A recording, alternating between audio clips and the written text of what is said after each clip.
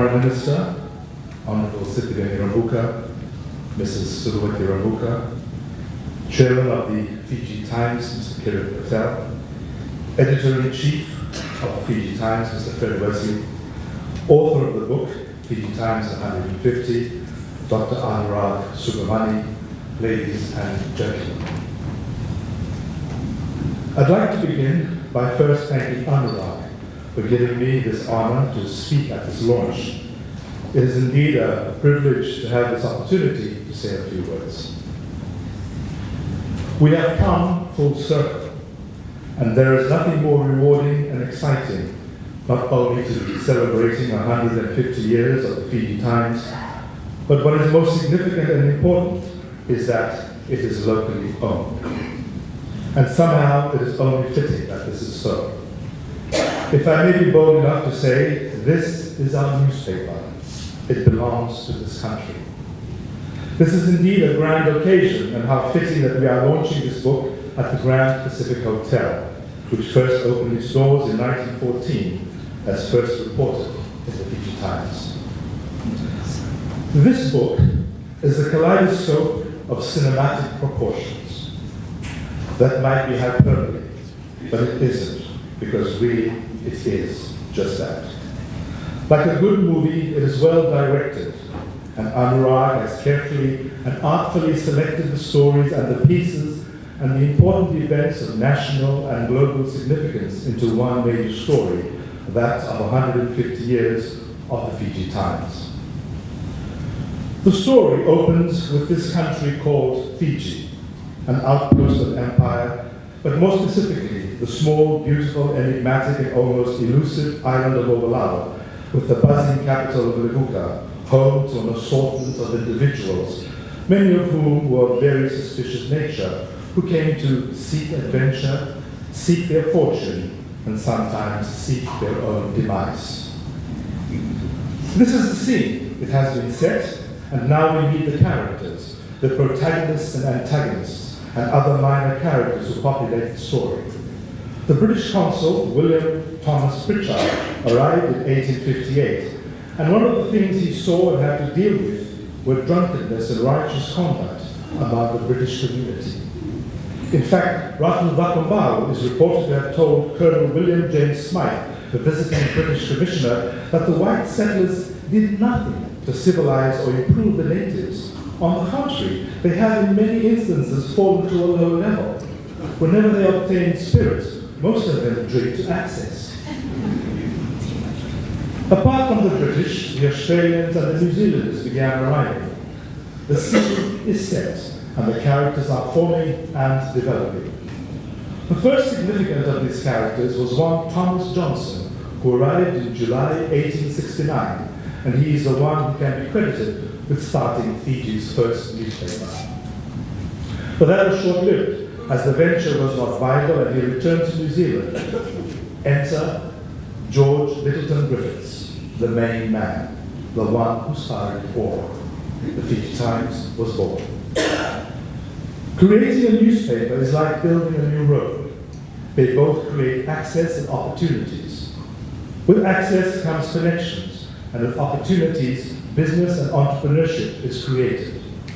So we now know that a good newspaper and well-built roads are vital and important to the development of a healthy and sustainable country. An example of this is an advertisement in early 1870s for the Criterion Hotel in Rabuka. It reads, and I quote, "There are no lies about it. No, there is no molestation at meals. Now the punka waves delightfully at Turner's Criterion Hotel. Come and try its influence, the only one in Rabuka. Comfort and pleasure unknown before may now be obtained while sitting down to a good dinner. The punka, the great Oriental hotel, the great Oriental luxury, has at length been introduced into the Fijis and may be seen, alive, alive, alive, at the Criterion." End of quote. And with the roads built, people were indeed able to travel to dinner at the punka, thanks to the advertisement in the FIJI Times. The FIJI Times was our connection not only throughout the nation, but also to the rest of the world. How appropriate that it was established before the signing of the deed of cession when Dakombao was still alive, and in the ensuing years there were reports of his travels within the country, and ultimately the announcement of his death in the Fiji Times on Wednesday, February 1883, with the words, "The last tie which bound the old savage kingdom of cannibals to the present colony of enterprising, earnest, peaceful work is severed." When we reflect back over 100 years ago, this was a significant and important piece of news. Here was a man, larger than life, who ceded Fiji to Great Britain and was notorious for his wars, and indeed the Fiji Times reported on his activities, his wars with rival chiefs, and now he was dead. That was the end of an era, coupled with the move of the capital from Rabuka to Suva. Dakombao and Rabuka were inextricably linked, as he was a frequent visitor to the town. His demise and that of the move of the capital somehow sealed the fate of that beautiful and enigmatic town. Suva appeared to be a bustling little metropolis. From the reports of various activities that appeared over the years, the city was not only growing and developing at a fast pace, but was also buzzing socially. And with the advent of the cinematograph, the scene was enhanced further as the Lumiere brothers of France held the world's first public screening of moving pictures at the Grand Café in Paris. Shortly thereafter, in fact 3 years later, the Lumiere exhibition arrived in Suva for a season of picture shows, and that for a long time was what we all called it, the picture show. The Fiji Times reported on World War I and II. During the course of the First World War, the paper reported 2 stories that showed patriotism for the empire. The first, from January 21st, 1918, is titled, "Indian Boy Joins Up. Former Cable Messenger Enlists in Artillery." A letter has been forwarded from a Fiji Indian boy to the Fiji Times, and it reads, "I am an Indian boy from Fiji, and I have joined up with the Royal Garrison and Artillery, and am feeling very proud to be able to fight for king and country in this great war, which we are going to win and give the Germans a big beating. I was a messenger boy for the Pacific Cable Board in Suva for 18 months. At the end he says, we expect to go to France soon. I will write again. Goodbye, and thank you for obliging me." The second one is from the November 5th, 1918 issue. It reported that King George V had inspected the Fijian transport contingent in Italy. The photograph showed King George chatting with a member of the Fijian contingent described as a chieftain of high rank, who remarked he was now quite ready to die. When probed as to why, his reply was simple: "I have seen the king." Anurag talks about people's history, and this is something he has been working on for a while and will no doubt continue to do so, documenting stories and events of ordinary people who are no big names, yet integral to the story of this nation. And it is the ordinary people who are in the engine room, driving this country forward. And very often we see them, but we don't know who they are. We don't hear their stories. And when we do, we are amazed and fascinated that their stories are as important as everybody else's. 150 years is a very long time for a small country like Fiji, but perhaps not so long when viewing it within the context of global history. What Anurag has done is show us snippets of Fiji's history and how it interlinks with the history of the world. This country and her people, we are part of that world history. We are no longer outposts of empire. We are, to quote that often used phrase, part of the global village. We have arrived at the 21st century, yet our history remains fractured from pre-colonial, colonial, and post-colonial. Somehow for this country, history keeps repeating itself. The Fiji Times has been writing that history from pre-colonial, colonial, and now post-colonial. Are we ever going to learn from our history and try not to make the same mistakes? From the wars of Vakumbau to the war in Ukraine, and while these two wars may appear to be the antithesis of each other, it is still war where people are killed and injured, and the Fiji Times is there to report it. And at the same time, often in the very next column, we read stories of hope and resilience, and of course, the flotsam and jetsam continue to amuse us. There are many things that I liked about this book, and in particular, which seems to be in line with Anurag's philosophy of a people's history, are the stories of certain individuals who worked for the Fiji Times behind the scenes, who were in the engine room, so to speak, operating those massive machines so that the nation can wake up to fresh news in the morning. People like Richard Lobendam, Peter Went, William Simpson, Don Mitchell, and Winky Samuels were just a few of the people behind the scenes. In the front, and often the faces we recognize were the journalists.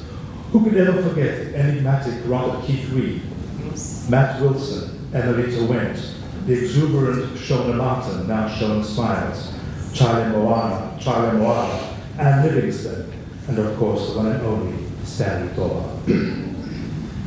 These people were not just names associated with the newspaper, they were also well-known personalities, known to many of us. The Fiji Times has withstood the test of time. It began as a small newspaper shortly before Fiji became a British colony, and has grown into a large newspaper that is internationally recognized. For almost 100 years, it operated under colonial rule, and the owners were foreigners. One could say that the Fiji Times was a construct of colonialism. It was established to cater for the Europeans, as they were the only ones who could afford to buy the papers, but also the ones who could read. Very gradually, that changed over time. Many locals have rallied against colonial rule for good reason, yet we also need to acknowledge that colonialism played an important part in our education. The Fiji Times has been part of that education. What was once a newspaper for the elite Europeans is now a newspaper for the people, the local people of this country. Do we continue to blame colonialism for our failures and shortcomings, or do we view colonialism as an important and integral part of our history and learn from it? A very dear friend of mine, renowned academic and historian, the late Teresia Tewa, wrote, and I quote, "The paradox of colonialism is that it offers us tools for our liberation, even as it attempts to dominate us. Education is the perfect example of this colonial paradox. I value my colonial or Western education, even as I attempt to use it to help myself and others discover more about our pre-colonial heritage and fashion futures for ourselves that are liberating." This book has evolved out of the colonial construct. In that evolution, it has illustrated our progress as a nation. These stories are for the people, by people who have traversed the length and breadth of this beautiful country. The stories have revealed much that is unsavory and horrible, while also revealing the joy and beauty of people who work hard and in spite of their struggles and hardship continue to smile and love this country. This book is indeed a kaleidoscope of colonial and post-colonial Fiji. Every library in the country should have a copy of this book. It is an important introduction to our history, told in a manner that is easy and accessible to read. Thank you to the Fiji Times for not only acknowledging the last 150 years, but to deem it important enough to document it and put it in the hands of someone who is not only a historian, but also literary. You have made and continue to make an important contribution to this country. I hope we will continue to enjoy another 150 years, although none of us will be around to witness that, unless we have some vampires around.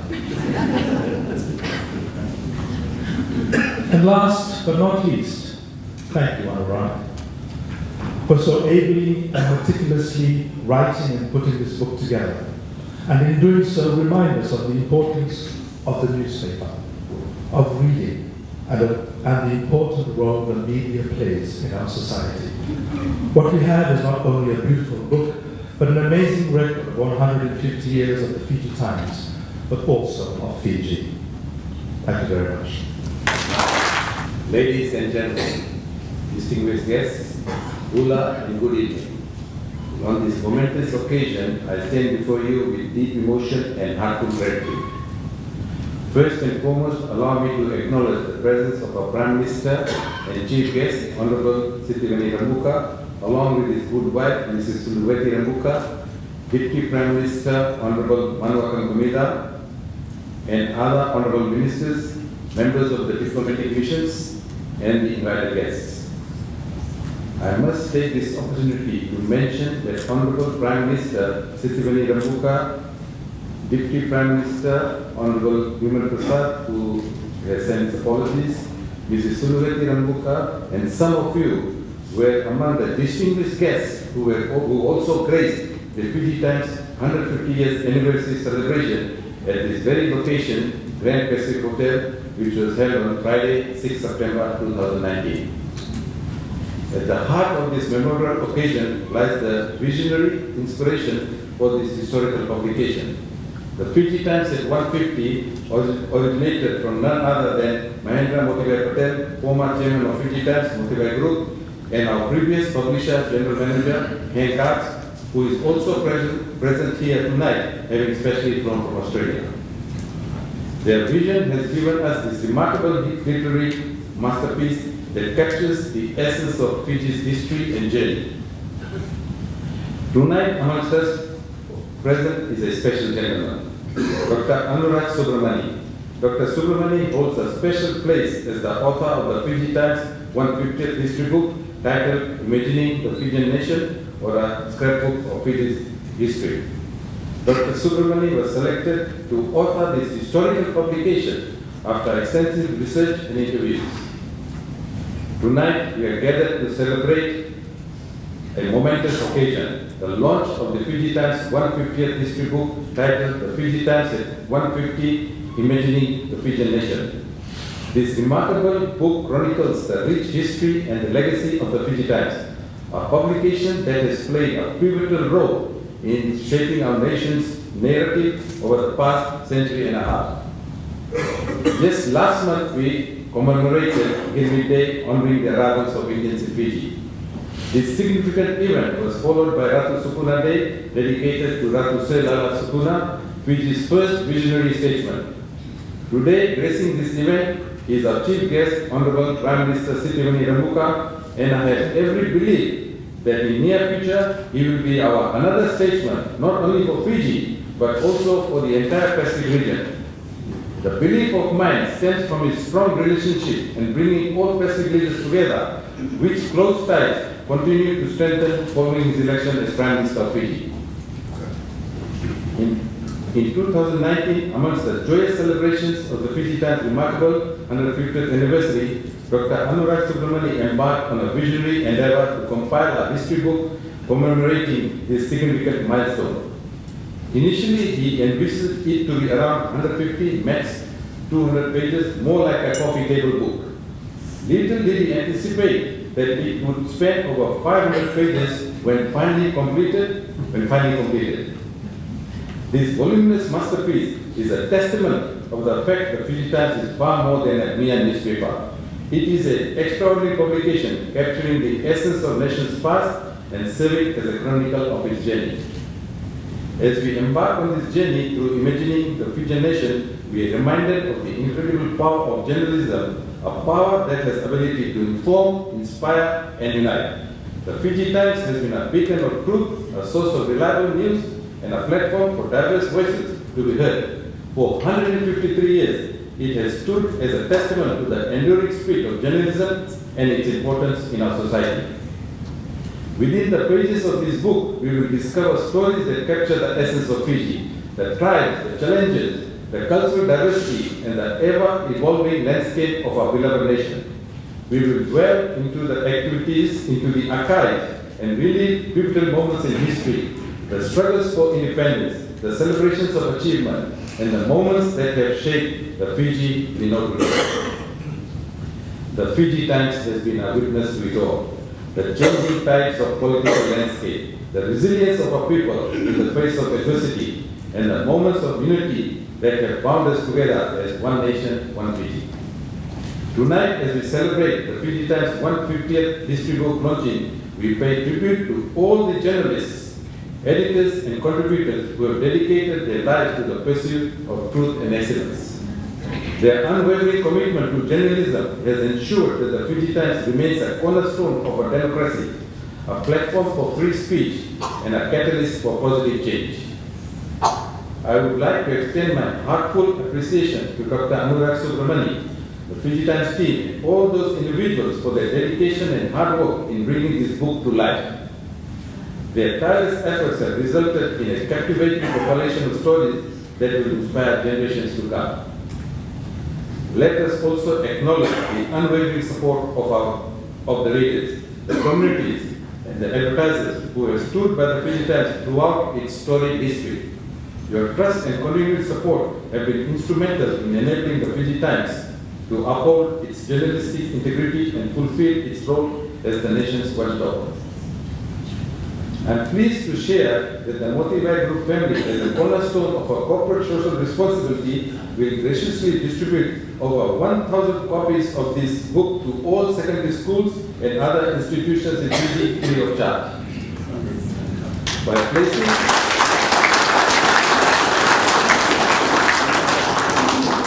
placing this history book into the hands of our youth, we give them not only with knowledge, but with a constant reminder of Fiji's history. Furthermore, this act of benevolence serves as a reminder to our future leaders that the power to shape our beloved nation rests within each and every one of us.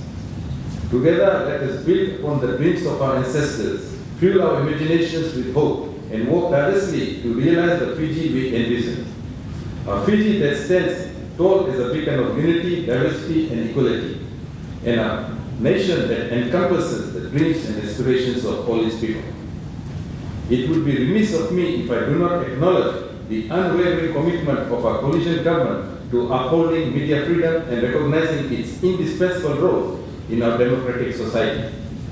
It is with great pride that we witness the dawn of true media freedom on April 6, 2023, as the repeal of the minor decree unfolded, which also symbolizes freedom for all individuals. This serves as a testament to the determination and dedication of our government in safeguarding the principles that are fundamental to our society. On the day following the repeal of MIDA, Fred WESLEY, our publisher and editor-in-chief, in his editorial and opinion column in Fiji Times said, "Never again." Two very powerful words that unleashed the deep-seated emotions he had bottled up for the past 16 years. Once again, I extend my warmest congratulations to the Fiji Times on this momentous occasion and Dr. Anurag Subramani and his team as their collective efforts have given us a window into our past, a mirror to reflect upon our present, and a compass to navigate our future. Before I conclude, there are two messages that I wish to leave with you this evening. It is the Fiji Times slogan, "Your voice since 1869." Which continues to be a daily reminder for all of us about the place the Fiji Times has in our lives and the development of our nation going back September 4, 1869. And now, reiterating the profound words of the first editorial, the only promise we make is that we shall watch the times and try to make paper a public good, a practical, useful, and honest medium for the support of honor, truth, and right. The very soul of our profession, our ability to conduct journalism without fear or favor. This draws much to the inspiration from the great visionary leader, Sir George Littleton Griffiths, the founder of the newspaper on 4 September 1869. Ladies and gentlemen, when you later this evening have a peep of this historical publication, I am certain a profound sense of pride will fill your hearts. Owning this book will be a source of great satisfaction, especially considering its extensive contents with over 500 pages offered at a remarkably reasonable price. Vinaka Pukalevu and May is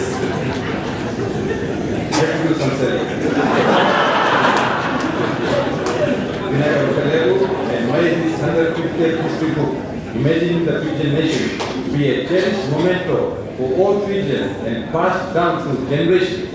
It contains not only allow us to celebrate our vibrant past, but also inspire us an unwavering commitment to a future filled with promise and prosperity. Vinaka, thank you and enjoy this historical evening. Thank you, MC. The Prime Minister, Mr. Sitiveni Rabuka, your good wife, Mrs. Sitiveni Rabuka, Deputy Prime Minister, who here, our Chairman, Mr. Kirit, our board, fellow executives of the FIJI Times, and invited guests. Thank you for being part of this moment in the history of the FIJI Times. The book we are about to launch this evening is a special one. It isn't the first book about the history of our nation. However, it is special for us because it is history as seen through the eyes of the FIJI Times. And I've had the great pleasure of working with the author, Dr. Anurag Subramani, a man who is passionate about history, especially the history of our nation. In the book, you will follow us on a journey that started way back on September 4, 1869. History provides us a sense of direction. And sometimes we need to be reminded about the important role we can play in the development of our nation. Fiji, through the reports and pictures of the FIJI Times, has certainly come a long way. We have documented every major event that helped shape our nation since 1869, from the Kirit years, the two great wars, the Malayan campaign, the death of our hero, Corporal Sakanasoneralu, the Independence Day in 1970, and many more things. And it has been a huge undertaking. The founder of the FIJI Times, George Littleton Griffiths, had a vision. He started a newspaper that has stood the test of time. This man of vision probably never envisaged that the little weekly newspaper that he started at our very first office at the Albion Passage along Mid Street, at the foot of Mission Hill, would one day develop into a household name, attracting thousands of readers daily around the world. Today we have a book that is a testament to the commitment and dedication that has carried the FIJI Times through 150 years. In fact, we are now 153 years this year. Allow me to also reflect on the challenges we have had to go through as a company, and acknowledge all those who have worked hard behind the scenes to ensure the FIJI Times brand continues. Behind this event sits sacrifice, perseverance, dedication, resilience, courage, and great passion. Over the years, one of my staff was taken in for questioning by the police 5 times and put in a cell 3 times for doing his job. He was arrested by soldiers one night and was taken to a house where he saw a well-known figure bleeding. That journalist is here with us tonight, with his head held high. Our staff was sworn at, threatened, abused, and even attacked in Parliament. Tonight I acknowledge the staff who work behind the scenes to protect the brand and keep that platform available for democracy and for the people of our nation. From the Chief of Staff and the team, our Bureau Chiefs, through to the Chief Sub-Editor and his team. They have come through trying times. Our legal team, I thank you. I say thank you. The staff of all departments who carry the brand with pride, even when we were attacked and ridiculed. Our families, thank you very much. I acknowledge our board, our letter writers, who spoke openly about their challenges and had the courage to speak their mind. Our opinion colleagues, who highlighted sensitive issues and challenged the system. Advertisers who stood by us, they all inspired us. they kept the flame burning inside us all. Tonight I am reminded about a speech the former President of the United States, Barack Obama, made to the United Nations General Assembly on September 28, 2015. Today's leaders, he said, must be strong enough to recognize the world's common interests and common humanity, and that principles such as human rights and human dignity are universal. Inclusive democracy, which allows peaceful political opposition, civil society, a free media, immigration, and gender equality, strengthens countries and allows them to realize their full potential. Today's strong men, they become the spark of revolution tomorrow. You can jail your opponents, but you can't imprison ideas. You can try to control access to information, but you cannot turn a lie into truth. Speaking to the Clinton Global Initiative in New York a year earlier, Mr. Obama tried to explain how the voice of one citizen can remind us why civil society is so essential. When people are free to speak their minds and hold their leaders accountable, governments are more responsive and more effective. When entrepreneurs are free to create and develop new ideas, then economies are more innovative and attract more trade and investment, and ultimately become prosperous. This evening, I'm also reminded about the FIJI Times' first editorial comment. The only promise that we can make is that we shall watch the Times and try to make our paper a public good, a practical, useful, and honest medium for the support of honor, truth, and right. The FIJI Times gave no great promises, but preferred the more modest as well as noble plan of saying little and doing much. We shall maintain the liberty of the press and the rights to all men. There's plenty of room for everyone, for their pens, for their purses, for their efforts. Let us put our shoulders to the wheel and heave together for the general good. As we make the transition into the digital world, the words serve as a guide for us even today. We value our place in society and the role we know we can play to move our nation forward. We have watched our nation develop over more than a century, and we take great pride in doing what we do. Ladies and gentlemen, I thank you for listening, and I hope you will enjoy this special book. In fact, I know you will enjoy this special book. History is special. History gives us a sense of direction and a sense of purpose. This evening, you are part of the history of the FIJI Times. Good evening, Mr. Ambulonaka. I have apologized for not being properly dressed for the occasion because I came straight from the office. The directors of Modibai Group, Chairman, Mr. Kirit PATEL, Directors of the FIJI Times, my colleagues from Cabinet, honorable colleagues from Cabinet, honorable members of Parliament, members of the Diplomatic Corps, historian and author, Dr. Anurag Subramani,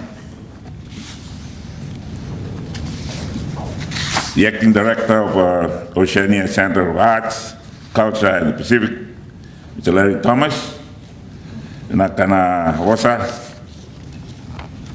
General Manager of the FIJI Times, Christine Lyons, Editor-in-Chief, Mr. Fred WESLEY, management, journalists, and photographers, ladies and gentlemen. I first of all must protest. None from my group in the FIJI Times is here. Messengers, newspaper sellers, because I used to be that. This evening is about history. Those events and activities that define places, and countries. Most of them could not happen without people. People like ourselves,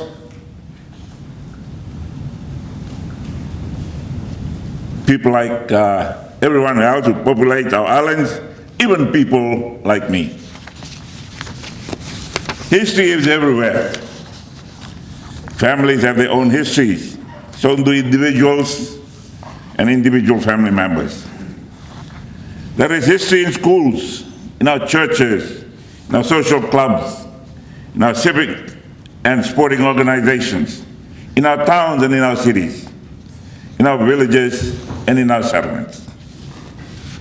Tonight we are here to commemorate a very large slice of Fiji's history. It is captured vividly in this handsome book, the Fiji Times at 150.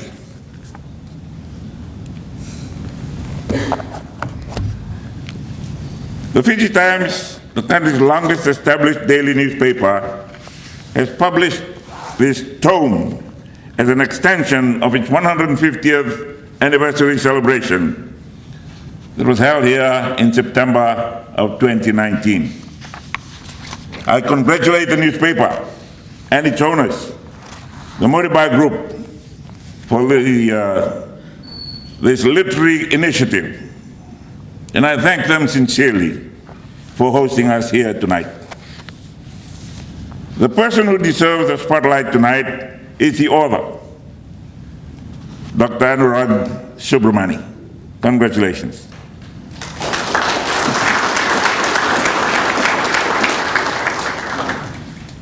I'm not a writer. I'm more of a reader.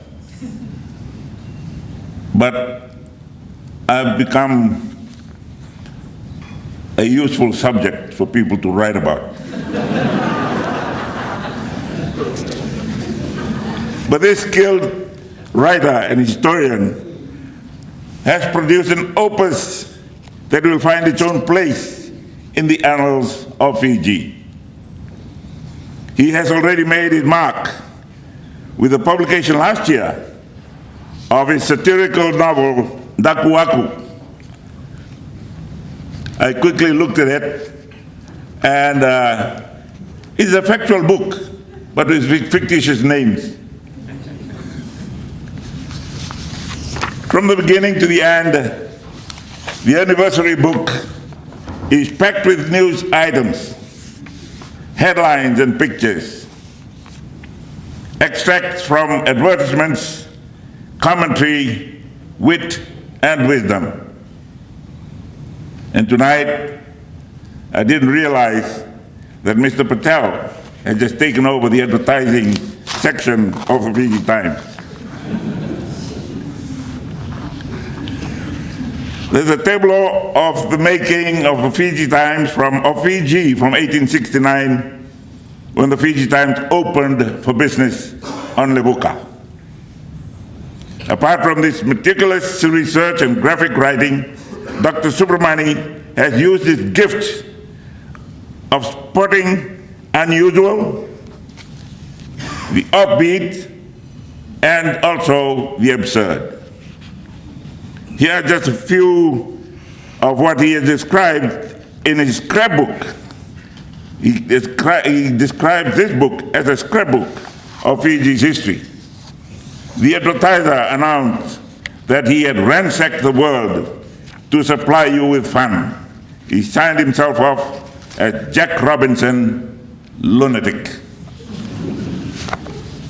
Mr. Suraj Pal, a 70-year-old from Bar, made the news because of his unusual dietary supplement, nails, razor blades, and glass from broken bottles. He also claimed the power of fortune telling. These abilities, he said, came from an unnamed Fijian deity. I haven't come across any Tokay doing that. So it must be another deity from somewhere else. Anania Lendua, aged 19, became famous for escaping from prison. The Fiji Times reported that he did that 5 times in 2 months.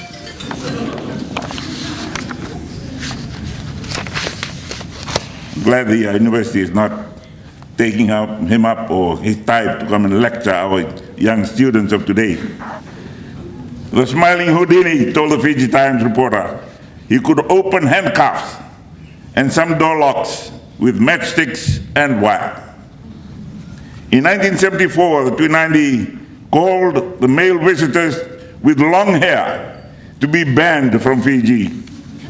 He complained they didn't contribute anything to the country. Dr. Subramani includes a headline, "Man eats his shirt to live." But there's no description of how the shirt was eaten.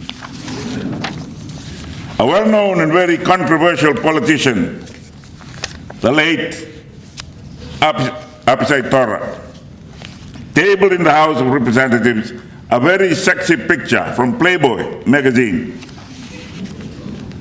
This scandalous story was reported in full. Mr. Tora was apparently aiming to liven up the parliamentary debate. I wish we'd have him back.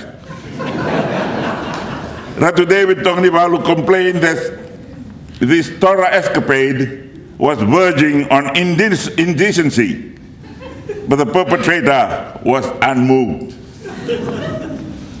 There are quite a few references to those who previously worked at the Fiji Times 50 or 60 years ago. I recognize some names.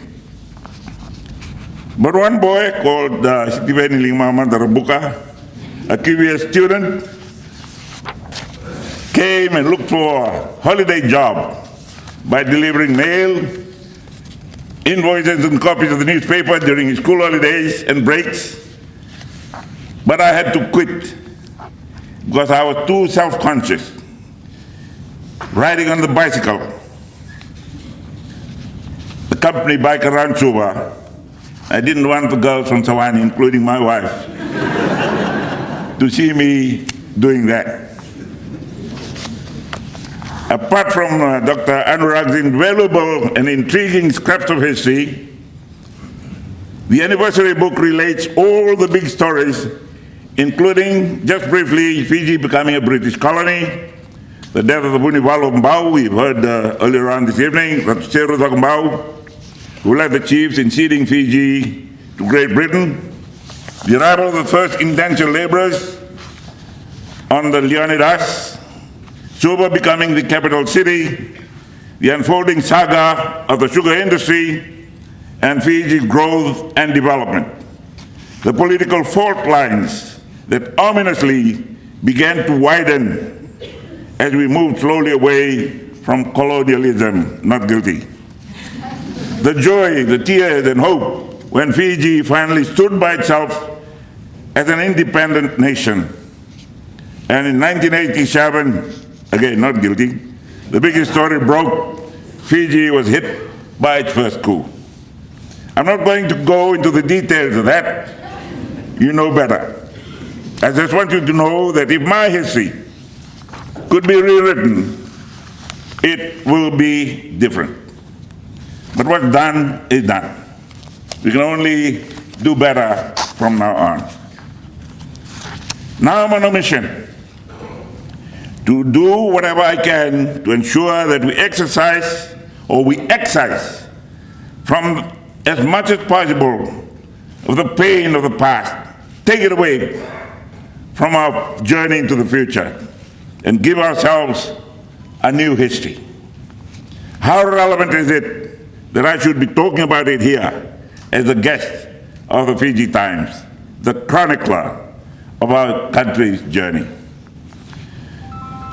Dr. Anurag points out in his introduction to the anniversary book that Fiji is a work in progress. I hope you'll also say that of me. In other words, we have not yet finished the task of nation building. Our historian observes that conversations that helped the country move towards secession found their way into the columns of the Fiji Times. He asserts that those conversations continue even today. Dr. Anurag reminds us that in a fractured country like Fiji, the newspaper has affirmed the idea and sense of nationhood. He is right. The Fiji Times is a national institution. It reflects the feelings and the moods of the people in all their variety and perspectives. The fracture remains, and we have to repair it. However, I can detect a fresh spirit in the land, a discernible coming together, forged by common thinking that can take us to wherever we want to go and where we've never been before. When we arrive, Fiji will be complete as our homeland. Readers of the Fiji Times can see the signs, especially in the letters columns and some of the feature articles. The anniversary book tells us that despite differences, grievances, and calamities, Fiji has something in its heart waiting to emerge. A united Fiji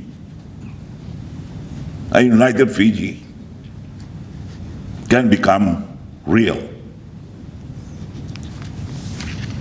But we have to do that together, all of us. We cannot let this moment slip away. And the Fiji Times is there to help the nation, to help us as a nation find ourselves. Let me say that I don't always approve of its coverage, some of its coverage. Sometimes a headline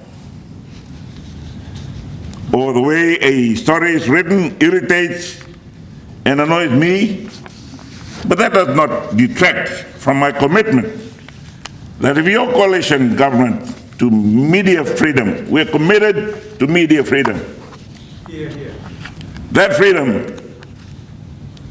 is an essential pillar of the open democracy that we continue to build.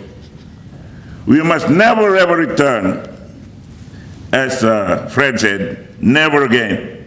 You must never ever return to the media repression of the 16 years to December of 2022. The founder of the Fiji Times, George Littleton Griffith, in his first editorial declared, "The only promise that we can make is that we shall watch the Times and try to make our paper a public good, a practical, useful, and honest medium for the support of honor, truth, and right," end of quote. He stood by press freedom and human rights. So do the directors. So does Ms. Lyons. So all of you, and you, Fred, I say those sentiments from 1869 resonate today with even greater strength. Thank you for honoring them. I wish the Modibai Group and the Fiji Times well. I urge as many people as possible to read the anniversary book. I'm not advertising. Once again, I congratulate Dr. Subramani. What he has authored will help us to learn from our past and serve as a reminder of what an amazing country we live in, a country we call ours. Ladies and gentlemen, I'm honored, it gives me great pleasure to launch this great book, The Fiji Times at 150. Imagining the Fijian nation or a scrapbook of Fiji's history. Congratulations, Doc. And I have great pleasure in launching the book. Nowadays.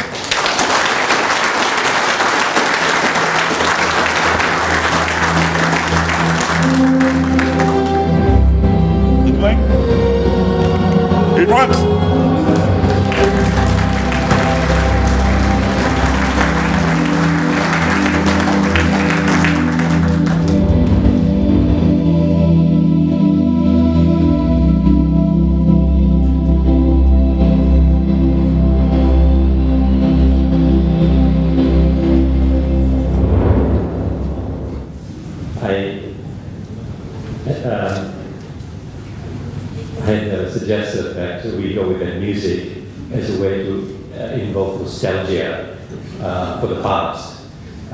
Those of you who grew up in Fiji in the 70s and 80s would remember this music.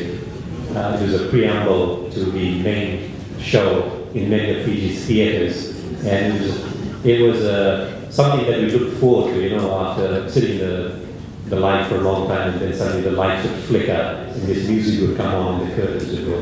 Going to the cinema in the past was an event. The multiplexes have taken joy out of, even infested theaters like Century. It was a joy to be in those theaters. This is what this book is supposed to do. It is supposed to invoke nostalgia for the past, for a time gone by. And I don't want to talk today about the book itself, the contents of the book. I think, the book will speak for itself. But what I want to talk about is the processes that a writer and a historian goes through in creating something like this. It all began in early March 2019 when I received a phone call from the FIJI Times editor, Fred Wesley, asking if I'd be available to see Hank Arts, the company's general manager at that time. Hank had been following my Sunday Times history column, and he said he was impressed with it, and he was keen to meet me. A few days after the call, I made my way to Hank's office, thinking our conversation would be more about my column and my background as an academic and historian. The conversation started off that way, with Hank asking me how I came about writing such unusual bits of Fiji's history. I explained that my background as an academic, placed at the intersection of history and literature, put me in an ideal position to write such colorful historical narratives. I mentioned how I had spent several months at the National Archives of Fiji, trawling through the records, searching for odd stories about Fiji's history. The conversation continued in this vein for some time. There was a brief lull, broken by Hank's very cryptic utterance, and this is what he said to me. Dr. Subramani, I have a challenge for you. And he's sitting there, you remember that. He noticed the quizzical expression on my face, and then he proceeded to explain what he meant. He told me that FIJI Times would be celebrating its 150th anniversary on September 4th of that year, and was looking for someone to write a book on the history of the paper. He said he and the FIJI Times board felt that I should be the individual. The board members had a few names in mind, but they had liked what I had done with the FIJI Times column. He said they were looking for just such a kind of history and asked me if I was up for the challenge. Now, I was in a bit of a daze, to be frank, but instinctively said yes.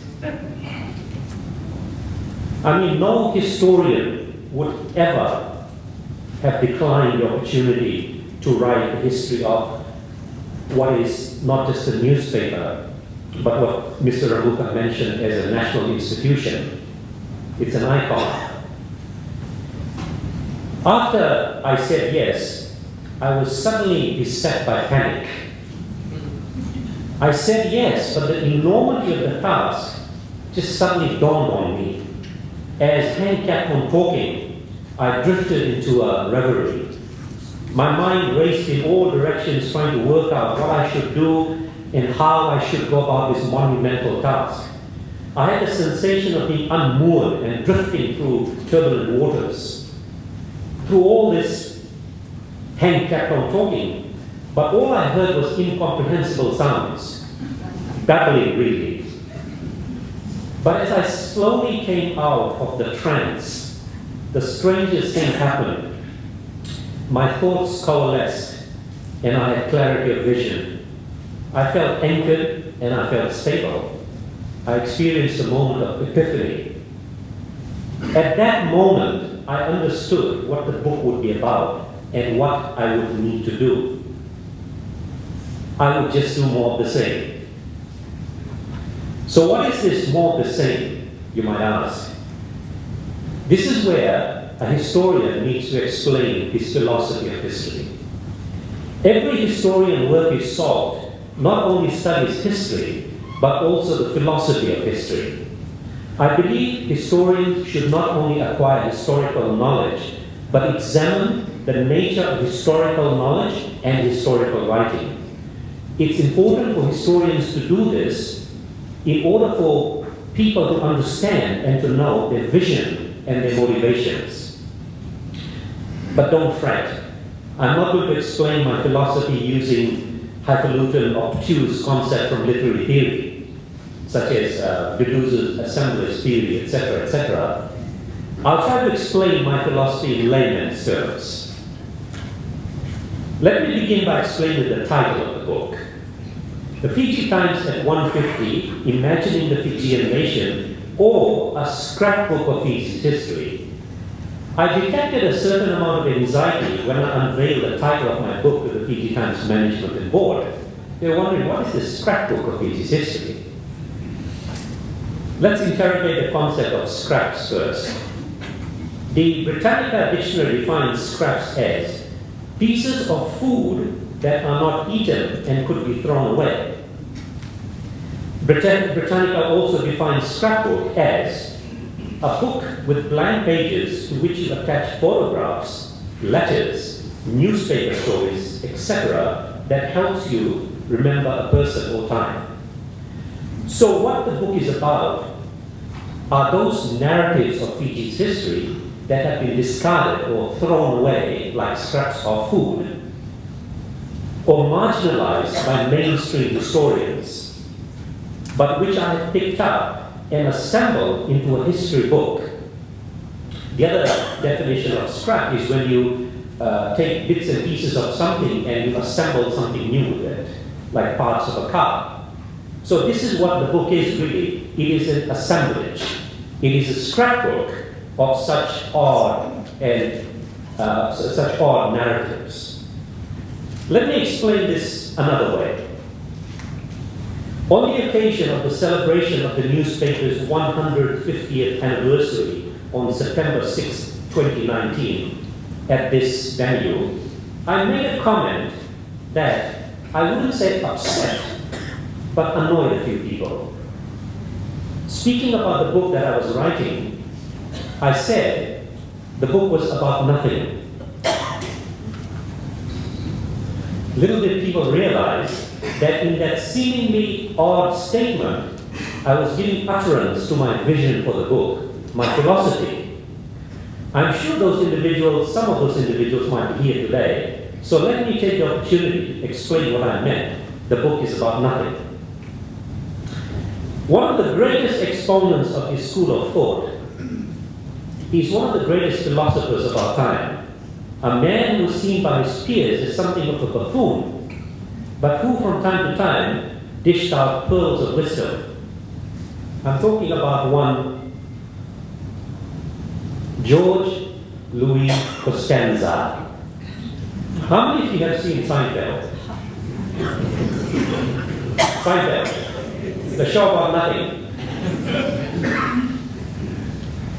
In an episode of Seinfeld called The Pitch, the star of the sitcom, Jerry Seinfeld, is approached by NBC to create a new TV show. He begins the task of writing a pilot with his good friend, George. When they pitch the show to NBC, George tells the executives he wants to do a show about nothing. Absolutely nothing. And the executives are puzzled. What is the show going to be about then, George? So what he really meant is that the show would not be about the big events. It would be about people doing small things and about people going about the quotidian routine of life. And that's what Seinfeld is really about. It's a show about nothing. So similarly, when I said the book is about nothing, I meant that it is about the the minutiae of history, the bits and pieces of history, the odds and ends, the scraps. It's not about the big events, the big players. The big players are there, of course. The big events are there. But I deliberately, as a historian, relegate them to the background, foregrounding the minor narratives and what I call the little voices of history. The little voices of history. It is about those stories that mainstream historians either do not feature or relegate to the footnotes. It is about the stories that get tucked away in the inner pages of newspapers. I call these drags, D-R-E-G-S, or scraps of history. And hence the title of my book, The Fiji Times at 150, Imagining the Fijian Nation, or A Scrapbook of Fijian History. One of the labels we historians give to this kind of history is history from below. The term was first used by the French historian Lucien Fabre and came into mainstream usage after the English historian E.P. Thompson used it in his 1966 essay, History from Below. History from below is also known as history from the ground up, or people's history, or subaltern history, or even social history. And this is what I have written. I have written a social history of Fiji, a history of the common people, or a subaltern history. Whatever the name, this kind of history, what it does, it challenges the tenets of the big man school of history that places the big players and major events at the front. Let me read. I know the Prime Minister, Mr. Sitiveni Rabuka, has read some of these little scraps of history, so has Larry Thomas, and I don't want to read too many examples. You can do that when you purchase the book. But let me read one of these scraps. It is about the first time ice came to Rabuka. It was such a monumental occasion when ice came to Rabuka for the first time. In the 1870s, J.E.D. Swan was responsible for two wonderful moments in Rabuka's history. The first was when he installed the town's first soda water machine in May 1870. The second was reminiscent of the magical opening of Gabriel Garcia Marquez's great novel, 100 Years of Solitude, where the narrator remembers the day when, as a child, his father took him to see ice for the first time. The Fiji Times, July 12, 1871, was there to bear witness, and I quote, "Rabuka now boasts the possession of an ice machine. It was brought down by the meteor, and it is the property of Mr. Swan, who proposes, we believe, to put it to practical use." During the next few months, the newspaper provided updates. Such a epic thing this was, ice coming to Rabuka, that updates needed to be given. And this ice coming to Rabuka captivated the entire town. So one of their first columnists was somebody called the Lounger. And August 26, 1871, the Lounger gave an update on this, the coming of ice. And I read this, and I quote, "Good for you, Mr. Swan. You have given us soda, which the Lounger parenthetically remarks is good with peavy, and lemonade. And now you are going to add ice. Real, live ice. All a-blowing and a-growing. The sight of it is good. What will it be when it mingles in the Lounger's cocktails and cools the Lounger's butter?" End of quote. So just one of the scraps from the scrapbook of Fiji's history. As I mentioned, it is important for a historian to meditate on the nature of history and history writing. But a historian should also consider the processes that went into creating his historical text. And that is what I want to do now. Writers of fiction are known for meditating on the nature of writing. Authors such as George Orwell, Virginia Woolf, Ernest Hemingway, and Mario Vargas Llosa have written books and essays on the subject. I have been deeply influenced by the English author Virginia Woolf's 1929 essay, A Room of One's Own. In the essay, Woolf addressed the status of women at that time and writers in particular, women writers in particular. She argues that centuries of prejudice and financial and educational disadvantages have inhibited women's creativity. She suggests a woman must have financial freedom and a room of her own if she is to write and if she is to compete in the literary world with men.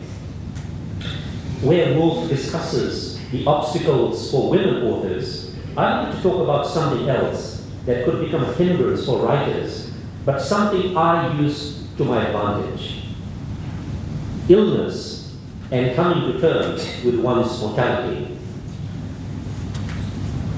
Most people do not know that I wrote my novel in the Fiji Times book through a period of great personal suffering. In 2017, I was diagnosed with an illness that doctors said at the time could prove fatal. I wrote my novel, Aku Aku, in hospital beds in Suva, Auckland, and Chennai, India. Similarly, I wrote the Fiji Times book through great pain and suffering. I had already been suffering from chronic tension, headache, and migraine, very debilitating conditions for over a decade, and this new illness compounded my fragile situation. All the while, as I was writing, the following lines from Andrew Marvell's poem to his coy mistress went through my mind, and I quote, "But at my back I always hear time's winged chariot hurry near, and wonder all before us lie, deserts of vast eternity." The line is supposed to make us realize our mortality and how fragile our lives are. The thought that life might soon end drove me to write and to complete my novel and the Fiji Times book. Where others might have given up, I saw the creative process as my salvation. I told the general manager of the Fiji Times, Christine Lyons, last week, that by giving me the commission to write this book, the Fiji Times saved my life. I had something to do. I had something to look forward to. I had a deadline, and that kept me going. I said, I refuse to go. I refuse to die until I have finished this book, this task.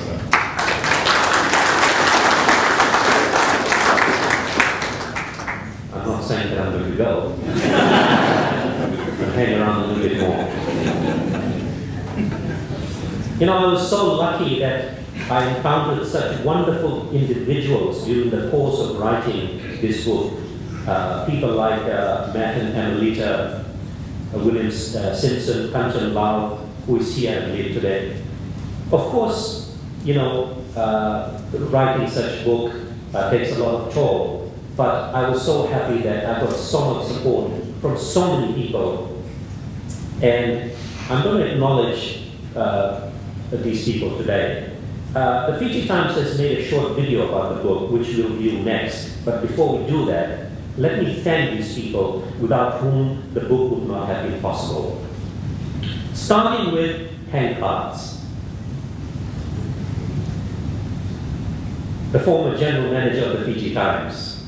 Hank had the faith that I would do justice to the topic, and I'm so thrilled that Hank is here with us tonight.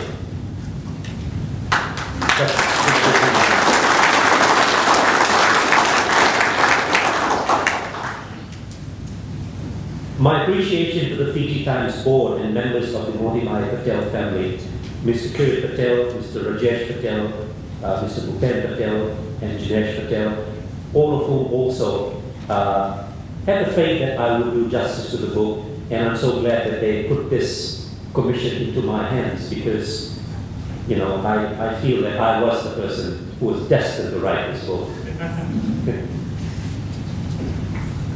My thanks also to Mr. Mahendra Modibai Patel, who is not here, but who was on the Fiji Times board in the 70s and 80s, and was instrumental in the purchase of the Fiji Times by the Modibai Group.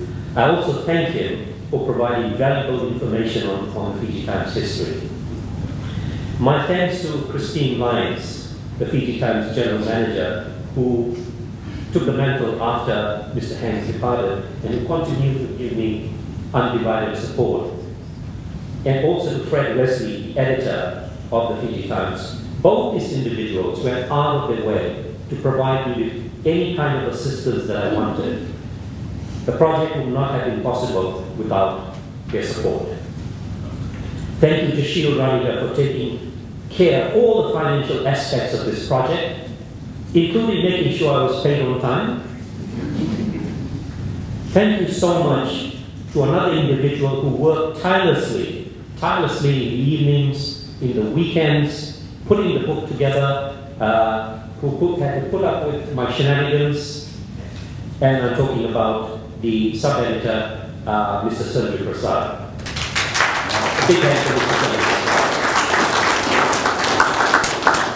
You know, we usually see what is in front of us, but we do not know all the individuals who go into making the book. And people like Sanju, and also two other individuals I'd like to thank from the Fiji Times, the librarians, Riapi and Susanna.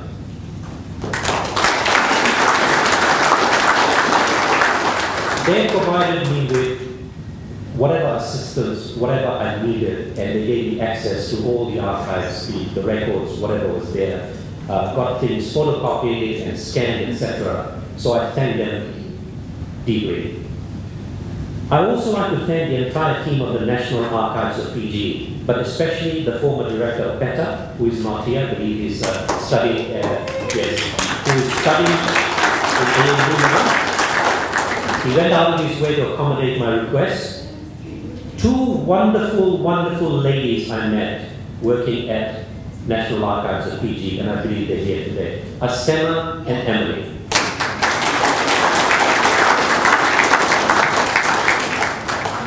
These two ladies looked after me and spoiled me. They spoiled me silly. During the hundreds of hours that I spent at the National Archives of Fiji, trawling through the records. Thank you so much, ladies. My thanks to the team at the Fiji Museum for their assistance. Ratu Chone, Jeremiah Besa, and Cipriano Nemani. Again, allowing me access to the records, to the photographs, which made this book possible. Thanks to the USB Library team for the assistance in making this book possible, and for scanning copies, digitizing copies of the Fiji Times. Some of these individuals are here today, so my thanks to Elizabeth Fong, Gwen Rounds, Liliana, Kambalala, Alameda, and Bharti Devi. I want to thank former Fiji Times staff, starting with Matt and Annalita Wilson. The starting point for my research was really the conversations I had with Matt and Annalita. I made several trips to Nandi, and they accommodated me at their place, and they spent so many hours talking to me. Matt is an encyclopedia of knowledge, and I was so happy that he was able to share all the information, all the knowledge with me. So my sincere gratitude to Matt and Annalita. And also, we've become good friends during this journey, so I thank you both for your friendship. I'd also like to thank the following individuals who all assisted me with photographs, with information. So many individuals, I have to go through the names quickly. Shona Smiles, William Simpson, Nitin Lal, a former Fiji Times photographer, Vinod Sharma, who was the son of the editor of the Shanti Guru Sharma, Vijendra Kumar, the first local editor of the Fiji Times, who is still there in Queensland, Dallas Winstead, who was one of the publishers, Agnes and Don Mitchell, John Vile, Kanchan Lal, Savita Gandhi, and Gary Baka. I also need to thank the following individuals. Christine Liava from New Zealand, who has an uncanny ability to find information in the unlikeliest places. Thank you for your assistance and generosity.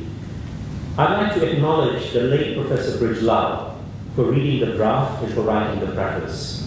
Professor Lau was not only a family friend, but he was also a mentor, and I miss him tremendously, and I wish he could be here with us today.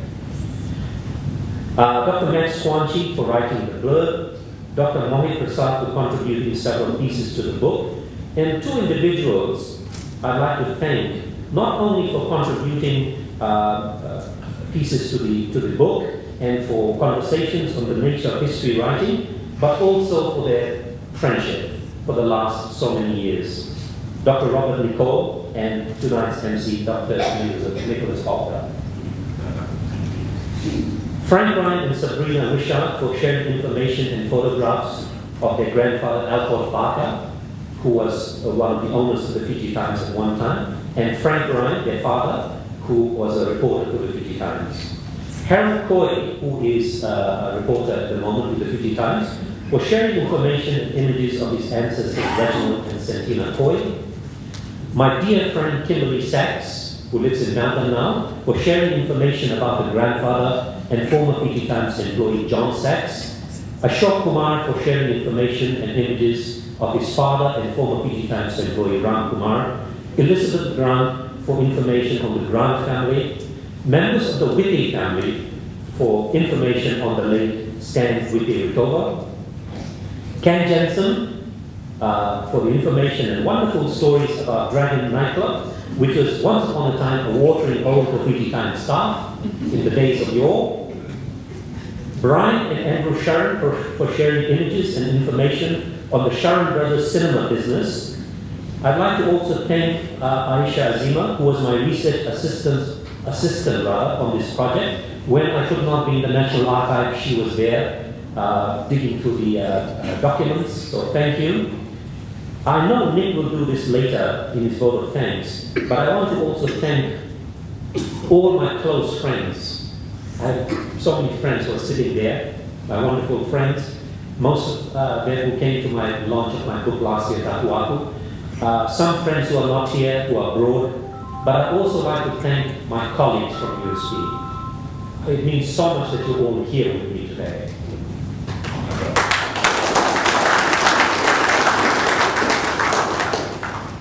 None of my family members could be here today. My mom, dad, and my sister are all abroad.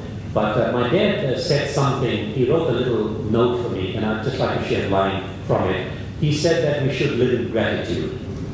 He said, you were given this opportunity to write the history of the Fiji Times, an envious task, a task that so many historians would have wanted to do. You were given this task, and you should live in gratitude. And I do. I sincerely do. Finally, I'd like to thank the most important person in my life, and that is my son, Adarsh. He was not only with me along every step of the way during the last 4 years, as I was writing my novel, Tahuaku, and the Fiji Times book, but he was also my closest friend. To all that we went through, he was there for me, and I'd like to thank him. I know he's watching the live stream. He just messaged me and said, I'm looking at you, Dad, lol. But also something else that he did. Adarsh also did extensive research for this book at Mitchell Library in Sydney. Many of the photographs and the documents, especially old, the newspapers of the old newspapers, he managed to dig up from the Mitchell Library in Sydney. I'm sad he couldn't be here tonight. My apologies. In my excitement at the popcorn music at the very beginning, it took me back. I forgot to acknowledge certain people, and let me do that at the end. I'd like to acknowledge the chief guest, the Prime Minister, the Honourable Sitiveni Rabuka, Mrs. Sitiveni Rabuka, Chairman of the Fiji Times, Mr. Kirit Patel, the Editor of the Fiji Times, Mr. Fred Wesley, Mr. Larry Thomas, the Acting Director of Oceania Centre, and the General Manager of Fiji Times, Christine Lyons. I'd like to acknowledge all these individuals, and I'd like to acknowledge all of you, ladies and gentlemen, for coming to this event, for making this event special. And I hope that you find this book enjoyable. And thank you very much, Vinaka, and I hope that you enjoyed the video that is going to be played and also the rest of tonight's program. Thank you very much.